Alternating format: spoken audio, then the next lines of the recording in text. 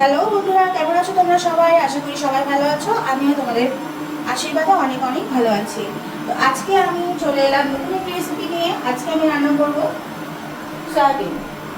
দেখো, সয়াবিন রান্না করব, সেটা হচ্ছে আলু দিয়ে। তো আলুগুলো আমি এভাবে কেটে নিয়েছি আর সয়াবিনগুলো আগে থেকে আমি গরম জলে সেদ্ধ করে নিয়েছি। তোমাদেরকে আমি দেখাবো যে আমি কিভাবে সয়াবিন রান্না করে থাকি। তো চলো রান্নাটা শুরু করা যাক। যেহেতু আমি আজকে আলু দিয়ে সয়াবিনটা রান্না করবো আর সয়াবিন আমার মেয়ের খুবই প্রিয়, তো দেখো আমি আলুগুলো ঠিক এরকম করে কেটে নিয়েছি। তোমরা তোমাদের সাইজ মতো পছন্দ মতো কেটে নিতে পারো। তো এই আলুগুলো আমি প্রথমে ভেজে নেবো। তো তার জন্য আমি আগে থেকেই কড়াইতে তেল দিয়ে রেখেছি এবং তেলটা খুব ভালোভাবে গরম হয়ে গেছে। তো চলো শুরু করা যাক।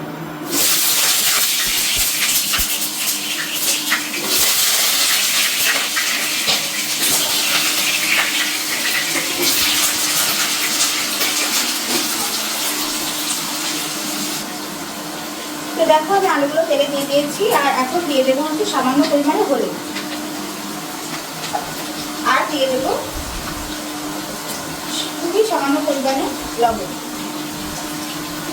এটা শুধুমাত্র আলু যাতে ভাজা হয় সেজন্য দিয়েছি। তো আমি এখন এটাকে ভালোভাবে নেড়ে চেড়ে নেব আর অপেক্ষা করবো আলুটাকে ভালোভাবে ভাজা হওয়া পর্যন্ত। তো দেখো বন্ধুরা, আলুগুলো কিন্তু খুব ভালো করেই আমার ভাজা হয়ে গেছে। তো এই পর্যায়ে কিন্তু আমি আলুগুলোকে তেল থেকে তুলে দিচ্ছি।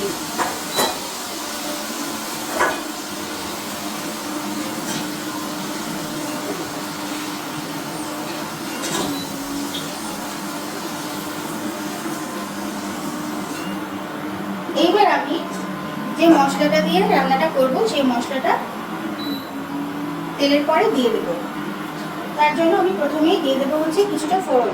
তো আমি ফোড়নের মধ্যে এখানে রেখেছি জিরে অল্প পরিমাণে, কয়েকটা শুকনো মরিচ আর একটা তেজপাতাকে আমি চিড়ে নিয়েছি। তো এটাকে আমি এখন তেলে দিয়ে দিচ্ছি।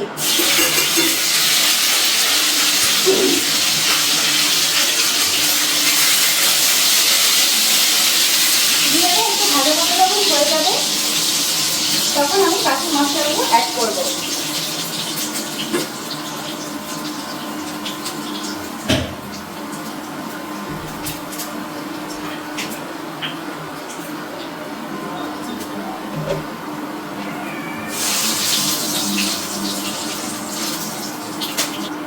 দেখো ফোড়নগুলো খুব ভালো করে কিন্তু ভাজা হয়ে গেছে, আর এই ফোড়নটা যেন পুড়ে না যায় তার জন্য আমি আগে থেকে একটু জল অ্যাড করে দিচ্ছি, যাতে করে কিন্তু এই ফোড়নটা আর পুড়ে যাবে না। এখন আমি আস্তে আস্তে বাকি মশলাগুলো অ্যাড করবো। এখন আমি দিয়ে দেবো একটু জিরেগুলো দিয়ে দিলাম পরিমাণ মতো।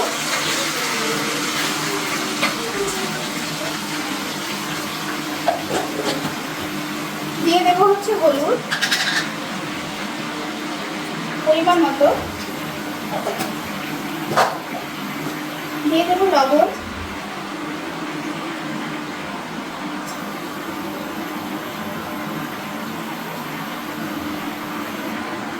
ওটা যে যেমন লবণ খাও ঠিক সেই পরিমাণেই দেবে। আর এখানে দিয়ে দিচ্ছি শুকনো মরিচের গুঁড়া।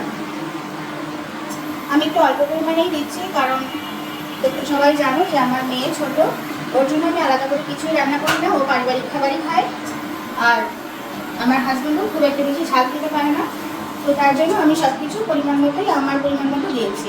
তোমরা তোমাদের পরিমাণ মতো এই মশলাগুলো দিয়ে দেবে। তো এখন আমি মশলাটা ভালোভাবে কষা হওয়ার জন্য একটু অপেক্ষা করব।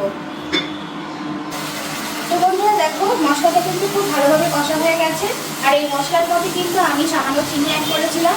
এটা আমি তোমাদেরকে দেখাতে পারিনি, কারণ এটা আমি পরে অ্যাড করেছি। চিনিটা কিন্তু একদমই অপশনাল, কিন্তু আমরা কোনো নিরামিষ রান্নার ক্ষেত্রে চিনি ব্যবহার করে থাকি। তোমাদের যদি ভালো লাগে তাহলে ব্যবহার করতে পারো, না হলে এগুলো স্কিপ করতে পারো।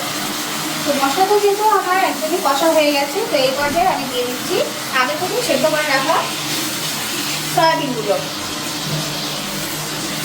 এরপর আমি এটাকে মশলার সঙ্গে ভালোভাবে সময় নিয়ে একটু কষে নেব। অনেকে সয়াবিনটাকে আগে থেকে তেলে ভেজে নেয়, কিন্তু আমি এটা করি না, কারণ আমি দেখেছি যে তেলে সয়াবিন আগে থেকে ভেজে নিলে সয়াবিনটা কেমন শক্ত হয়ে যায়। তো আমি এটাকে মশলার সাথেই কষিয়ে থাকি। তোমরা কীভাবে কী করো সেটা কিন্তু অবশ্যই আমাকে কমেন্টে জানাবে।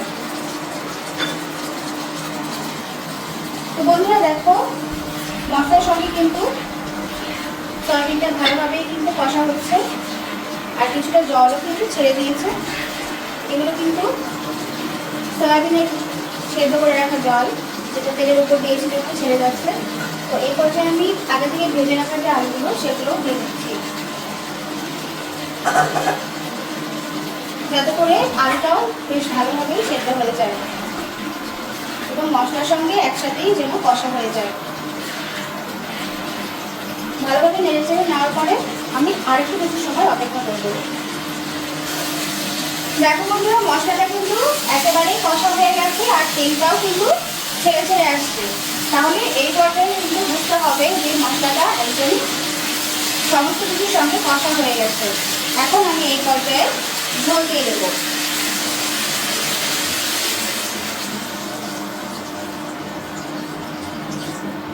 আমি আমার পরিমাণ মতো জল দিয়ে দিয়েছি ঝোলের জন্য। তোমরা তোমাদের পরিমাণ মতো যতটুকু চাইছো ঠিক ততটুকু পরিমাণেই কিন্তু ঝোল দিয়ে দিতে পারো।